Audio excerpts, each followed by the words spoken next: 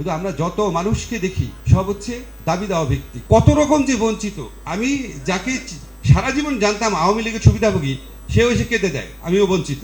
অবশ্যই আমাদের সমালোচনা করবেন, কিন্তু কয়েকটা জিনিস প্লিজ একটু বিবেচনায় রেখেন।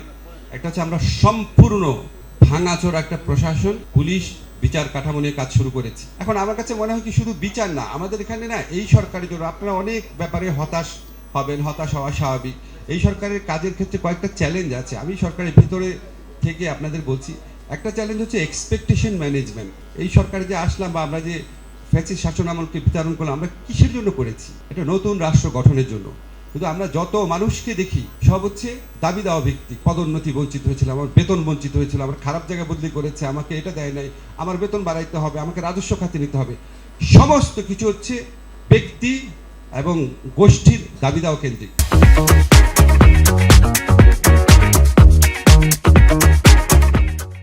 রাষ্ট্রের প্রতিষ্ঠান নির্মাণের প্রস্তাব নিয়ে আমাদের কাছে কেউ আসে না। আমাদের কাছে কেউ এসে বলে নাই পাবলিক প্রসিকিউশন সার্ভিসকে এরকম করেন, বিচার বিভাগের ইন্ডিপেন্ডেন্সের জন্য এরকম করেন।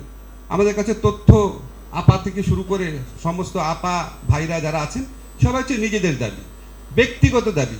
মন্ত্রণালয় 30% সময় অন্তত যায় ব্যক্তিগত ইয়ে এই সেই সবিস্তারে বলা শুরু করেন আমি এই আমলে বঞ্চিত হয়েছি। কত রকম যে বঞ্চিত। আমি যাকে সারা জীবন জানতাম আওয়ামী লীগের সুবিধাভোগী, সেও এসে কেঁদে দেয় আমিও বঞ্চিত। এখন আমি কাজ কি করব বলেন?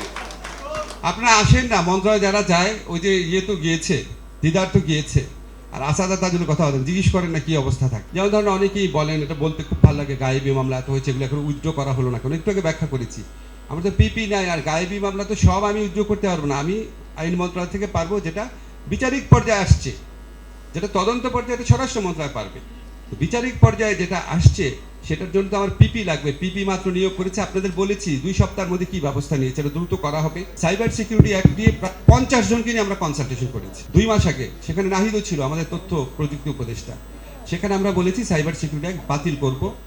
আপনাদের মতামত যেহেতু বাতিল করবো, কিন্তু কম্পিউটার অফিসগুলো রাখতে হবে। কম্পিউটার অফিস না রাখলে শক্তিশালী কোনো প্রতিবেশী দেশ যদি হ্যাক করে আপনার ওখানে, বা বাংলাদেশ থেকে যদি কেউ বিট্রে করে, বা এখানে যদি সংগঠিত অপরাধীরা বাংলাদেশ ব্যাংকের ওয়েব পেজে যদি ঢুকে যায়, তো এগুলো আমি বের করবো না, শাস্তি দেবো না আমি? এটা পৃথিবীর কোনো দেশ আছে? অবশ্যই আমাদের সমালোচনা করবেন, কিন্তু কয়েকটা জিনিস প্লিজ একটু বিবেচনায় রেখেন। একটা হচ্ছে আমরা সম্পূর্ণ ভাঙাচোরা একটা প্রশাসন, পুলিশ, বিচার কাঠামো নিয়ে কাজ শুরু করেছি। যে দেশে পুলিশের 80% থাকে একটা দলের, একটা সাবেক ফ্যাসিস্ট দলের নির্যাতক বাহিনীর অংশ, এবং যেই পুলিশ বাহিনীর অর্ধেকের বেশি পালিয়ে যায় 5ই আগস্টের পর, আপনি বলেন সেটা নিয়ে কাজ করা কি সোজা কথা? একটা প্রশাসন 15টা বছর, যেখানে 80 থেকে 90% মানুষ ইনডক্ট্রিনেটেড হয়েছিল যে শেখ হাসিনাই ভালো, যা কিছু হোক না কেন, তাদেরকে নিয়ে কাজ করা সোজা জিনিস?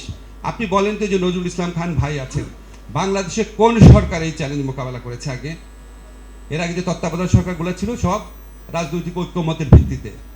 তাদেরকে কি 15 বছরে ফ্যাসিস্ট শাসন মোকাবেলা করার জন্য আসতে হয়েছিল কারো? 5 বছর গ্যাপে আসছে। আর রাজনৈতিক সরকার যখন আসছে তাদের পিছনে বিরাট দল থাকে। এই যে আমাদের বিএনপি বলেন, আওয়ামী লীগ বলেন, জামাত বলেন, জাতীয় পার্টি বলেন, বিশেষ করে বড় যে 2টা দল আমরা বলি, তাদের তৃণমূল পর্যায়ে সংগঠন আছে। আমাদের কি আছে বলেন? আপনাদের সমর্থন, ভালোবাসা তার কিছুই নেই।